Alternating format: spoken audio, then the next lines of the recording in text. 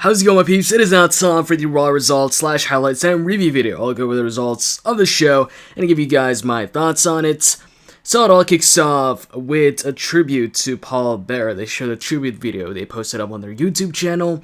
And then the Undertaker's music hits. He comes out and the urn is in the ring and he does his pose. But then he's interrupted by CM Punk, who comes out. And CM Punk says he's sorry for the Undertaker's loss. And by that, he means his loss at WrestleMania 20-1. And then the crowd starts booing. And he says to Paul Beare, the Undertaker's perfect. To Paul Beare, the Undertaker is still, he's going to be 20-0. But to everybody else, the Undertaker's going to be 20-1. And that's 50 years from now, people are going to be, the kids of the audience are going to be asking them, where were you when CM Punk beat the Undertaker at WrestleMania? So CM Punk leaves, and that was pretty much it. And then once they come back from commercial break, they show that Kane actually came out while CM Punk was on the stage, and he was enraged at CM Punk.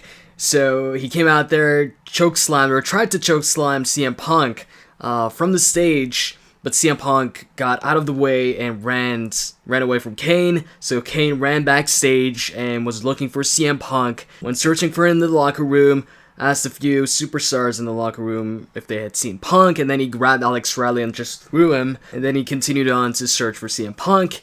And then Big Show was in a match against Seth Rollins one-on-one, so it's the first time one of the Shield members has a singles matchup on Raw or SmackDown.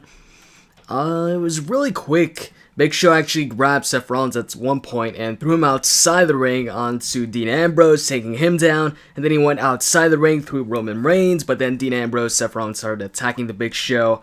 And then they put him back in the ring, hit the triple powerbomb, taking out the Big Show once again. And then we saw Vickie Guerrero and Brad Maddox backstage, CM Punk coming up to them, telling them, what was that all about, Kane chasing him.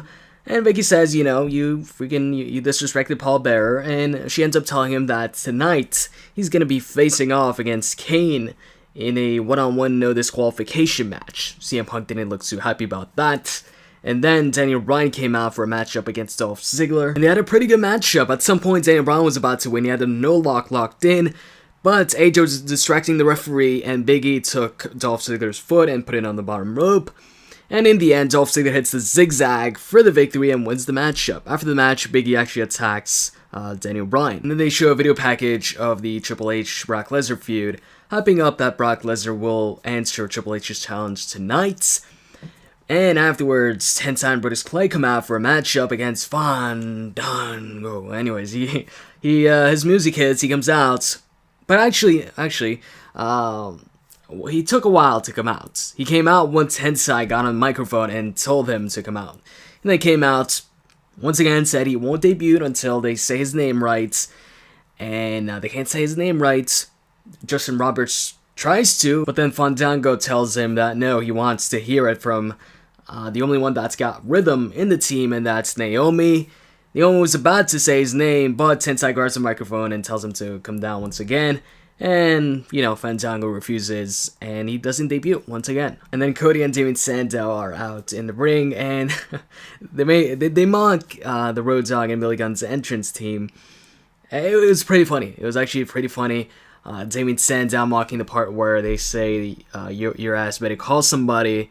He says your posterior should get into contact with someone, or something along those lines. It was pretty funny. Anyways, Rhodes, Dogg, and Billy Gunn come out. They do their thing on the microphone, and the match starts. But it didn't last too long until Brock Lesnar came out, and he attacked Billy Gunn and Rhodes, Dogg, gave them both an F5, and he answered Triple H's challenge. Paul Heyman was talking for him. Paul Heyman said that Brock Lesnar accepts, and his answer is yes, as long as they get to decide or pick the stipulation, and Triple H won't find out about that stipulation until or after he signs the contract. So either he accepts this, but he doesn't know the stipulation until he actually signs the contract, or he doesn't accept it. Afterwards, they had Kofi Kingston versus Mark Henry. Mark Henry dominated most of the matchup. Kofi Kingston got maybe one offensive move. He jumped onto Mark Henry on the outside with a flying clothesline. But then back in the ring, he went for another jump, this time a top rope crossbody. Mark Henry caught him with the world's strongest slam and won the matchup. After that, you saw Cody backstage with Caitlyn. He made a joke like he must ask her a question, or must ask her a question, whatever. Anyways, he tried to make a joke, and then Damien Sandow came up to him, and he said he had something planned for them, and then he brought the Bell Twins. Actually, they were there, and apparently they're going on a double date or whatever. And Kaylin's all like, I thought you guys were fired. And then they say, well, now they're back. And then Vickie comes up to them and is like, she brought them back. And then Vickie says the double date will have to wait because they're in action tonight. Since their matchup didn't take place because of Brock Lesnar, got interrupted, they're going to be facing off against Randy and Sheamus tonight. And then Vickie leaves, and Kaitlyn also leaves. Cody Rhodes contemplates going after Kaitlyn, but he stays. And then Ryback faced off against Heath Slater. Quick matchup, Ryback won with the shell shock. After the match, Drew McIntyre attacks Ryback. Ryback shell shocks him. And Mark Henry is going down to the ring. It looked like he was about to attack Ryback, but instead, he hits the World's Strongest Slam on Drew McIntyre. And then Ryback hits the shell shock once again on Drew McIntyre, and then Mark Henry, trying to one-up Ryback as well, hits another World's Strongest Slam on Drew McIntyre. They have a stare down, and, Ryback says something along the lines like, you've never faced somebody like me, and Mark Henry says the same. And he also says, about Drew McIntyre, never liked them, pointing at Drew McIntyre, and then he leaves. And then it was Del Rio versus Antonio Cesaro, pretty decent match. In the end, Antonio Cesaro went for a German suplex, but Del Rio countered with a couple elbows, followed by the cross armbreaker, making Antonio Cesaro tap out. And then backstage, Josh Matthews is trying to get an interview or some words out of Kane. Kane has the urn in hand, and he's looking at it. It looked like at some point he was about to say something, but he doesn't say anything, and he leaves. And then they show a video package hyping up The Rock versus John Cena. And then Cody Rhodes and Damien Sandow are in the ring for a match against Randy and Sheamus. Randy and Sheamus win the matchup when Randy hits the RKO on Cody. Sheamus hits a bro kick on Damien, goes for the cover, and wins the matchup for his team. After that, they shown the WWE that the Shield attacked Randy and Sheamus during commercial break. The Shield, Seth Rollins hit the jumping knee from the stage onto Randy, who was like under the stage, and that was pretty much it. And then Jericho came out. He made his return as I predicted in the Raw preview. It was time for the highlight reel, and his guest was The Miz to talk about the Marine 3. But before they actually, start to talk about it, Wade Barrett interrupts.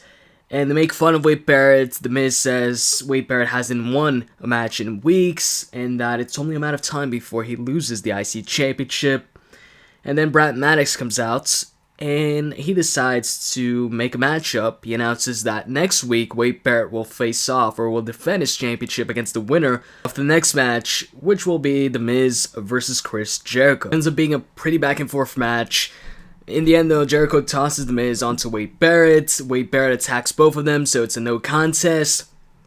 But then they get the advantage, and The Miz hits a skull-crushing finale on Barrett, and Jericho then hits the codebreaker on Barrett, taking him out. After that, Sin Cara's in the ring for a match against Jack Swagger.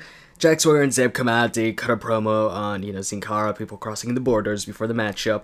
Then the match takes place. Pretty quick matchup. Jack Swagger wins with the Patriot Lock, but after the match, he keeps the Patriot locked on, and he doesn't let go, so Del Rio comes out. A few seconds later, he locks on the cross armbreaker, but Zeb Coulter drags Jack Swagger out of the ring, and, to safety. And then after that, they show, a video of Halle Berry getting called by Kane because Kane threatened David Otunga to give her number to him. And it was a comedy video, whatever, where Kane's a fan of hers and such. And then came time for the main event, Kane versus CM Punk in the disqualification match. It was actually a decent match. I'd say it was the favorite part of the show for me. They use a bunch of chairs. They fight outside a little bit. CM Punk actually had a lot of offense in the matchup. Towards the end, Kane was going to go for a chokeslam on the steel chair, but CM Punk countered that into a DDT on the steel chair. But Kane kicked out. And then Kane went for another chokeslam at some point, but CM Punk countered that with a kick to the head. And then CM Punk was going to go for the GTS, but Taker's bell sounded, so CM Punk got distracted, was looking at, the entrance. Nobody came out, Taker didn't come out. So then when he turns around, Kane grabs him, chokeslams him, goes for the cover, and wins the matchup. I was surprised at that. It's not often that Kane gets, these big victories nowadays when it comes to, like, one-on-one matches. So I was happy that Kane won, as I'm a big Kane fan. But anyways, after Kane wins, the Undertaker's music hits, and he comes out, and he does the pose, the Undertaker pose on the stage, while Kane also does it in the ring. And the urn, by the way, Kane came out with the urn for the matchup, and he put it, like, next to the announcer's table. CM Punk came with the urn and attacked Kane from behind with it and hit him a couple times with it afterwards. Taker came inside the ring for the save, so CM Punk ran out. And then Taker and CM Punk had to stare down while CM Punk was on the stage, and CM Punk mocked the Undertaker. He held the urn and did the Undertaker's pose on the stage while the Undertaker did the cutthroat taunt. And that was it for Raw. So, as far as any highlights in my opinion, you know what? I said that the CM Punk Kane match was the favorite part of the show, but it was my favorite match of the show. But my favorite segment was definitely Damien Sandow and Cody Rhodes making fun of the New Age Outlaws theme song. That was definitely the funniest part of the show and the highlight for me. And as far as an overall rating for the show, I'd give it a 5.5 on 10. So, that is pretty much it for my Raw results / highlights and review video. I hope you guys enjoyed this, and if you did, as always, you can click that like button. I'd really appreciate it. With that said, expect some gameplay tomorrow. I'll be posting up, most likely, WWE13 gameplay, maybe a WrestleMania prediction video, who knows. I'm out, guys. See ya.